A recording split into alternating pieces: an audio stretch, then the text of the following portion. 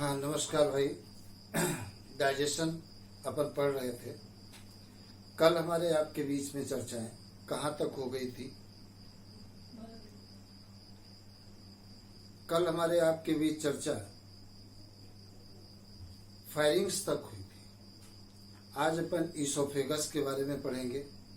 सबसे पहले एक बात हम आपको बता दें, 11, 12 ड्रॉपर तीनों की क्लासेस स्टार्ट हो चुकी हैं। जो बच्चे 11th बायो हैं, 12th बायो हैं या नीट के लिए तैयारी कर रहे हैं, उनके लिए क्लासेस स्टार्ट हो चुकी हैं। नई बैच हमारी 4 मई से स्टार्ट होगी ऑनलाइन। तो जिन बच्चों को एडमिशन लेना है वो संपर्क हमसे कर सकते हैं। मैं मिश्रा क्लासेस से मिश्रा सर पढ़ा रहा हूँ और मेरा मोबाइल नंबर 9826135699 है। दूसरी बात बताएं, पीएमटी में सिलेक्शन लेना बहुत आसान है अगर कैलकुलेटेड स्टडी की जाए तो। बहुत आसान।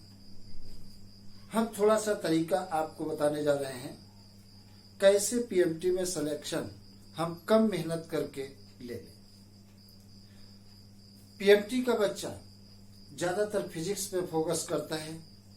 फिजिक्स हमारी आज भी कमजोर है और कल भी कमजोर रहेगी। कब धोखा दे जाए, कब साथ दे जाए, हमको कुछ नहीं मालूम। बायो एक ऐसी सब्जेक्ट है जो हमेशा आपका साथ देगी। अगर हम नियम से 5 घंटे पर डे बायो के ऊपर ध्यान दे दें तो 300 के ऊपर नंबर आ जाएंगे। मान लेते हैं 330 नंबर बायो में आ गए। और अगर हम 3 घंटे केमिस्ट्री पढ़ लेते हैं पर डे ईमानदारी के साथ, तो कम से कम 130 नंबर इसमें आ जाएंगे। और 3 घंटे फिजिक्स पढ़ लें तो कम से कम हमारे 100 नंबर इसमें भी आ जाएंगे। 100 के ऊपर ही आ जाएंगे, कम से कम 120 तक आ जाएंगे। टोटल आप देखिए 0 3 3 6 2 8 3 1 4 1 5 नंबर कितने हो गए? 580। 580 में आराम से हमारा हर स्टेट में सिलेक्शन हो जाएगा। तो अगर इस कैलकुलेशन के साथ पढ़ाई की जाए तो 100% आपका सिलेक्शन डन है। लड़का क्या करता है, 7-8 घंटे लगातार फिजिक्स पढ़ता रहता है। जब 7-8 घंटे आप फिजिक्स पढ़ लोगे तो बाकी सब्जेक्ट पढ़ने के लिए आपके पास पर्याप्त समय नहीं होगा। आप सिलेक्शन से वंचित हो जाएंगे। तो ध्यान रखिए, आपको विशेष रूप से बायो को स्ट्रांग करना है। अगर सिलेक्शन लेना है तो सिलेक्शन बहुत आसान है, बस सिस्टमेटिक ढंग से स्टडी की जाए। अब देखा जाए क्या होता है। अपन पढ़ाने जा रहे हैं, ईसोफेगस के बारे में बताने जा रहे हैं। कल हमने बताया था फायरिंग्स के बारे में। फायरिंग्स के बाद में क्या आता है? ईसोफेगस आता है। मैंने तुमको बताया है कि ईसोफेगस सपोज करिए अपना ये ईसोफेगस है। अगर तुमसे कभी क्वेश्चन पूछ लिया जाए एलिमेंट्री कैनाल का कौन सा पार्ट ट्यूबुलर है, तो आपका आंसर होगा ईसोफेगस। अगर क्वेश्चन पूछ लिया जाए लॉन्गेस्ट ईसोफेगस किस में मिलता है, तो आपका आंसर है कैमल एंड जिराफ। तुम्हें याद रखना है ईसोफेगस से लेकर के रेक्टम तक एलिमेंट्री कैनाल की वाल 4 लेयर से मिलकर के बनी होती है। सबसे बाहर की तरफ कौन सी लेयर होती है? सिरोसा होती है। उसके बाद मस्कुलरिस होती है। उसके अंदर सब म्यूकोसा होती है और सबसे अंदर की तरफ म्यूकोसा लेयर होती है। एक क्वेश्चन यहां पर पूछा जा सकता है, अगर कभी भी क्वेश्चन पूछ लिया जाए थिकेस्ट म्यूकोसा लेयर कहां पर पाई जाती है, तो आपका आंसर होगा ईसोफेगस। ईसोफेगस की म्यूकोसा लेयर सबसे थिकेस्ट होती है, ये बात हमेशा आपको ध्यान रखनी है। दूसरी बात देखा जाए, ईसोफेगस इस प्रकार से स्टोमक के अंदर ओपन होता है, स्टोमक के अंदर ओपन होता है, खुलता है। ईसोफेगस के अंदर किसी भी प्रकार का डाइजेशन नहीं होता है, यह बात तुम्हें ध्यान रखना है। ईसोफेगस के अंदर किसी भी प्रकार का डाइजेशन नहीं होता है, क्योंकि डाइजेस्टिव ग्लैंड एब्सेंट होती है, केवल म्यूकस ग्लैंड प्रेजेंट होती है। इसलिए ईसोफेगस के अंदर किसी भी प्रकार का डाइजेशन नहीं होता है। ईसोफेगस की वाल में जो म्यूकोसा लेयर है वो तो मैंने बताया सबसे थिकेस्ट है, और जो मस्कुलरिस लेयर है उसमें दो प्रकार की मसल्स पाई जाती है, बाहर की तरफ लॉन्गिट्यूडनल मसल्स और अंदर की तरफ सर्कुलर मसल्स। जब ये मसल्स कॉन्ट्रैक्ट और रिलैक्स होती हैं तो एक प्रकार की रीड्स पैदा होती है। उन रीड्स को क्या कहते हैं? पेरिस्टाल्टिक मूवमेंट कहते हैं। और इन्हीं पेरिस्टाल्टिक मूवमेंट के द्वारा फूड हमेशा नीचे की तरफ खिसकता रहता है। तो तुम्हें याद रखना है, ईसोफेगस की मस्कुलरिस लेयर में टू टाइप की मसल्स प्रेजेंट होती हैं, बाहर की तरफ लॉन्गिट्यूडनल मसल्स, अंदर की तरफ सर्कुलर मसल्स। इन मसल्स के कॉन्ट्रैक्शन और रिलैक्सेशन से एक रीड्स पैदा होती हैं, जिन्हें पेरिस्टाल्टिक मूवमेंट कहते हैं।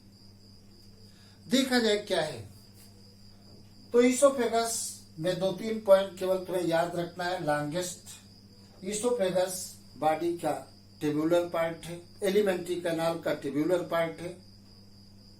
ईसोफेगस के अंदर किसी भी प्रकार का डाइजेशन नहीं होता है, केवल म्यूकस ग्लैंड पाई जाती है, डाइजेस्टिव ग्लैंड एब्सेंट होती है।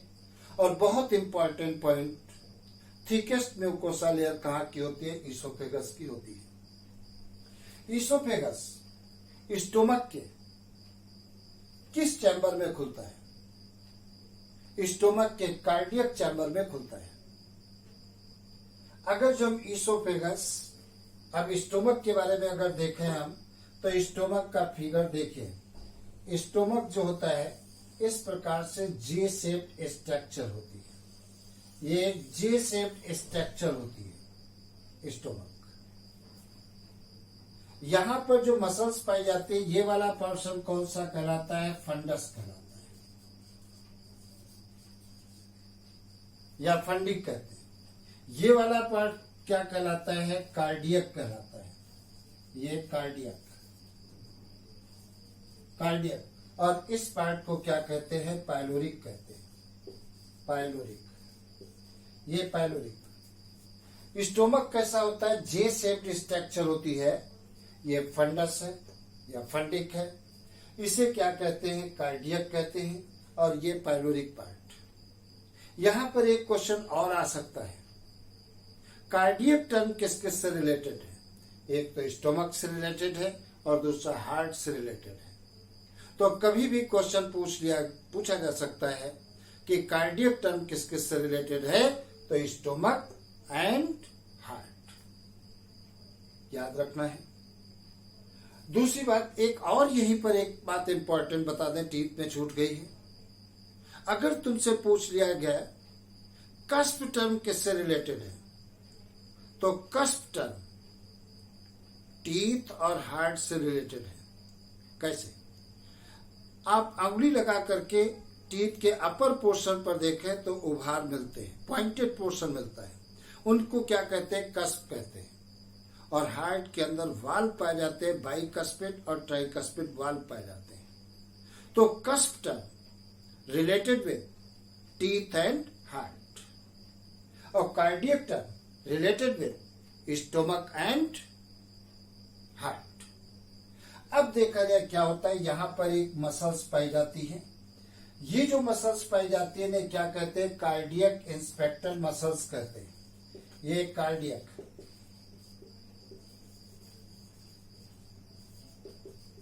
मसल कहते हैं। ये मसल्स एक वाल्व का काम करती है। ये फूड को अंदर की तरफ तो आने देती है लेकिन वापस नहीं जाने देती। वाल्व का काम हमेशा है कि बाहर की चीज को अंदर आने देना और अंदर की चीज को बाहर न जाने देना। तो ये cardiac muscles act as a valve. Food को ईसोफेगस से स्टोमक के अंदर आने देना, रिवर्स डायरेक्शन में नहीं जाने देना। एक मसल्स यहाँ पर पाई जाती है, ये जो मसल्स पाई जाती है पाइलोरिक इंस्पेक्टर मसल्स कहते हैं। ये पाइलोरिक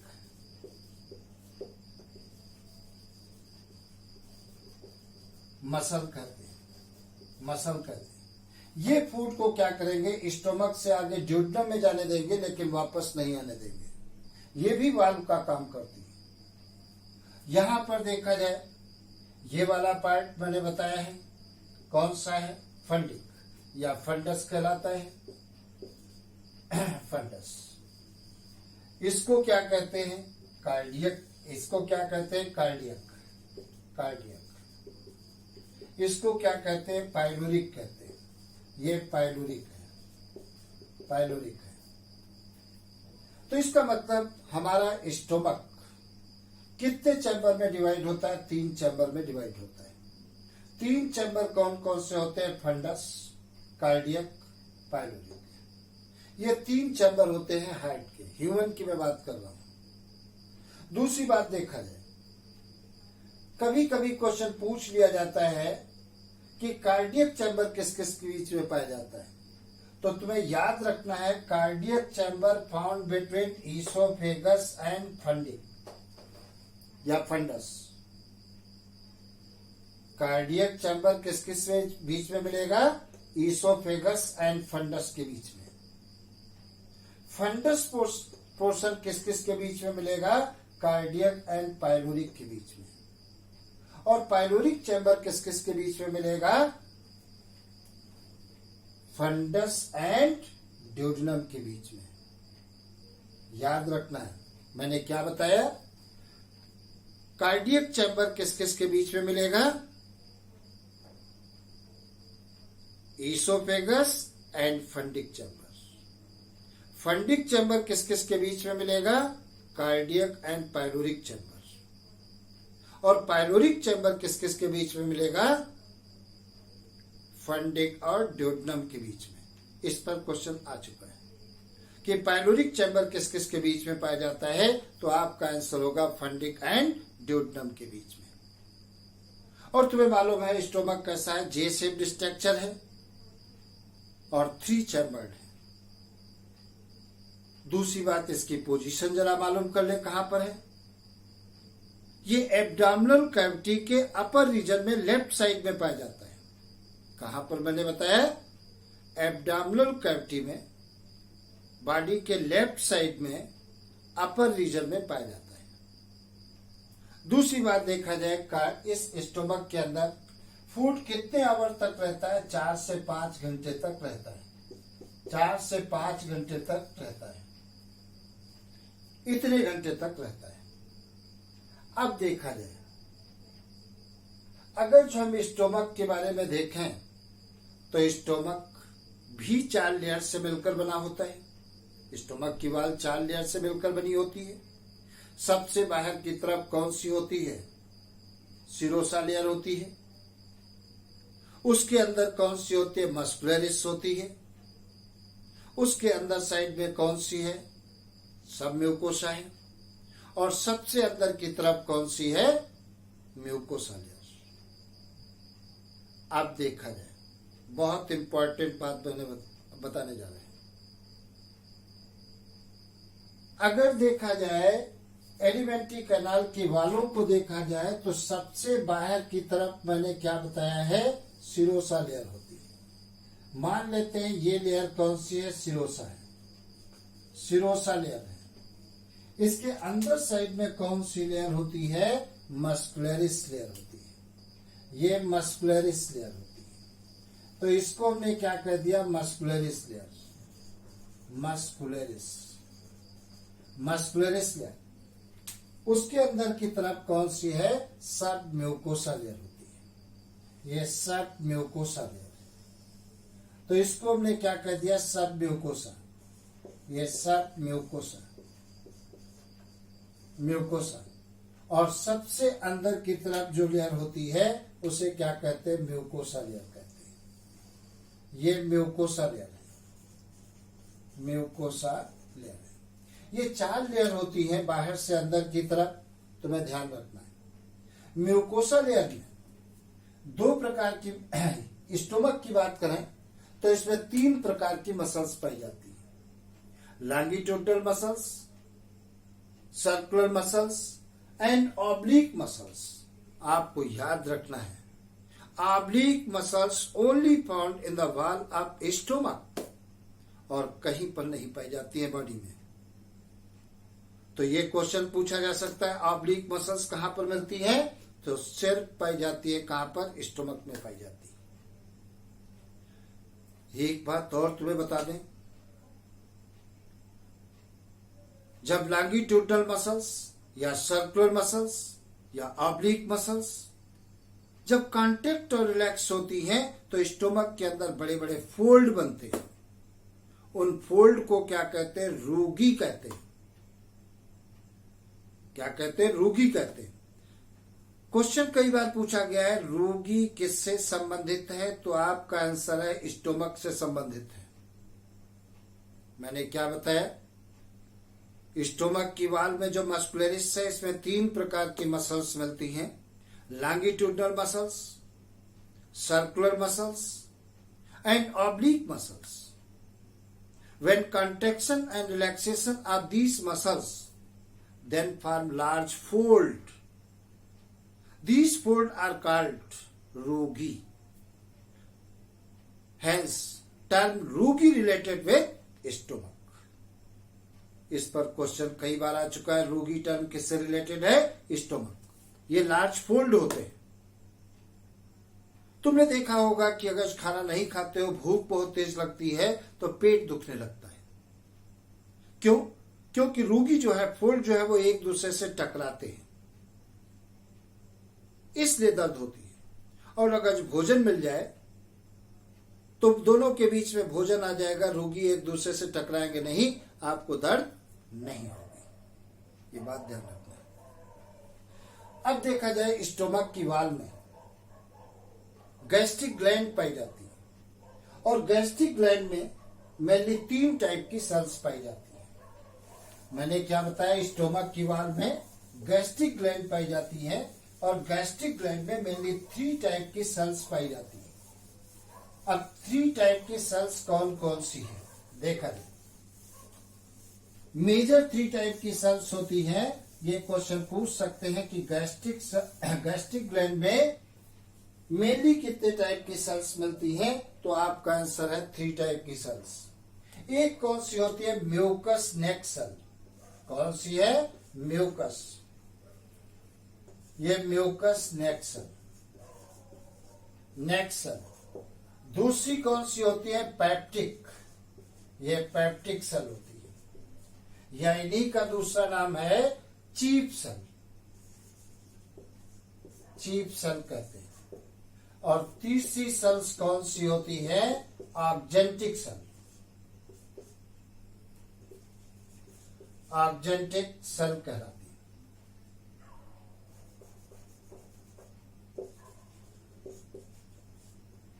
ऑक्जेंटिक सेल, या इन्हीं को क्या कहते हैं, पैराइटल सेल कहते हैं, पैराइटल सेल कहते हैं। तुम्हें याद रखना है, तो ये गैस्ट्रिक ग्लैंड में मैंने बताया मेनली 3 टाइप की सेल्स मिलती है। एक म्यूकस नेक सेल, दूसरी पैप्टिक या चीफ सेल, तीसरी ऑक्जेंटिक सेल या पैराइटल सेल। म्यूकस सेल से क्या सिक्रीट होता है, म्यूकस सिक्रीट होता है, ये म्यूकस सिक्रीट होता है। पैप्टिक सेल या चीफ सेल से क्या सिक्रीट होता है, पैप्सिनोजन एंजाइम सिक्रीट होता है, ये पैप्सिनोजन, पैप्सिनोजन एंजाइम, ये इनएक्टिव फॉर्म में है। और इनके द्वारा क्या सिक्रीट होता है, HCl सिक्रीट होता है। क्या सिक्रीट होता है, HCl सिक्रीट होता है। 2 चीजें सिक्रीट होती हैं, एक तो HCl सिक्रीट होता है और दूसरा इंट्रिंसिक फैक्टर सिक्रीट होता है। कौन सा? Intrinsic factor. और इंट्रिंसिक फैक्टर में 2018 में क्वेश्चन आया था, इनडायरेक्टली पूछा गया था। इंट्रिंसिक फैक्टर इसेंशियल होते हैं एब्जॉर्प्शन फॉर विटामिन B12। अगर इंट्रिंसिक फैक्टर नहीं सिक्रीट होगा तो विटामिन B12 का एब्जॉर्प्शन नहीं होगा, और अगर विटामिन B12 का एब्जॉर्प्शन नहीं होगा तो इसका मतलब रेड बोन मैरो के अंदर आरबीसी का प्रोडक्शन नहीं हो पाएगा। और 2018 में यही क्वेश्चन पूछा गया था कि आरबीसी के प्रोडक्शन के लिए क्या इसेंशियल है, तो इंट्रिंसिक फैक्टर। क्योंकि इंट्रिंसिक फैक्टर अगर नहीं होगा तो विटामिन B12 एब्जॉर्ब नहीं की जाएगी, और विटामिन B12 अगर एब्जॉर्ब नहीं होगी तो आरबीसी का प्रोडक्शन बोन मैरो में नहीं हो पाएगा। और एक बात बता दें, विटामिन B12 की कमी से जो एनीमिया डिजीज होती है उसे क्या कहते हैं? पर्नीशियस एनीमिया कहते हैं।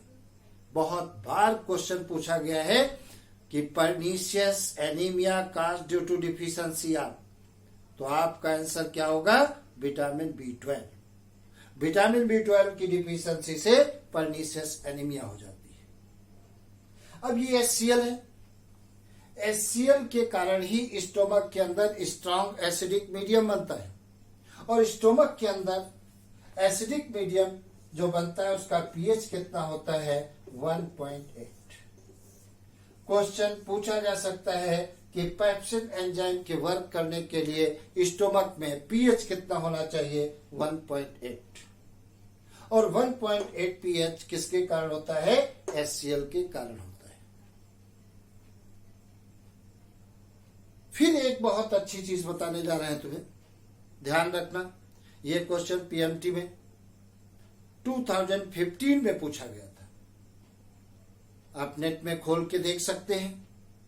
क्वेश्चन ये पूछा गया था कि गैस्ट्रिक ग्लैंड से जो गैस्ट्रिक जूस सिक्रीट होता है उसमें कौन सा एंजाइम नहीं पाया जाता है? तो आपको याद रखना है gastric amylase enzyme absent in the gastric juice. Gastric juice में क्या क्या होता है? 99% वाटर होता है, और क्या होता है? 0.2 से 0.4% क्या होता है? HCl होता है। और क्या होता है? पेप्सिनोजन एंजाइम होता है, पेप्सिनोजन एंजाइम। और क्या होता है? और क्या होता है? गैस्ट्रिक लाइपेज एंजाइम होता है। ये लाइपेज लिखे जा रहे हैं, गैस्ट्रिक लाइपेज एंजाइम। इतने चीजों के मिक्सचर को क्या कहते हैं? गैस्ट्रिक जूस कहते हैं। और एमाइलेज एंजाइम एब्सेंट होता है गैस्ट्रिक जूस के अंदर। अब देखा जाए क्या होता है। यहां पर देखिए, मैंने रेनिन एंजाइम की चर्चा नहीं की। रेनिन का सिक्रीशन किस में होता है? इन्फेंट में होता है। और इन्फेंट क्या होता है? जब 1 साल तक के बच्चे को क्या कहते हैं? इन्फेंट कहते हैं। उसमें तो रेनिन एंजाइम सिक्रीट होता है, लेकिन बाद में रेनिन एंजाइम सिक्रीट नहीं होता है, और रेनिन का फंक्शन कौन करने लगता है? पेप्सिन करने लगता है। तो तुम्हें याद रखना है, इन्फेंट में रेनिन सिक्रीट होता है इनएक्टिव फॉर्म में, प्रोरेनिन के रूप में, लेकिन एडल्ट में रेनिन नहीं सिक्रीट होता है।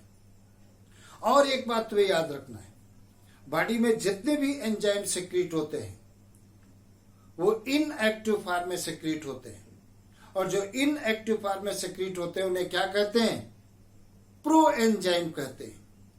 एंजाइम के पहले अगर प्रो टर्म लग गया है, इसका मतलब वो इनएक्टिव फॉर्म में है। इस पर क्वेश्चन आ चुका है नीट में।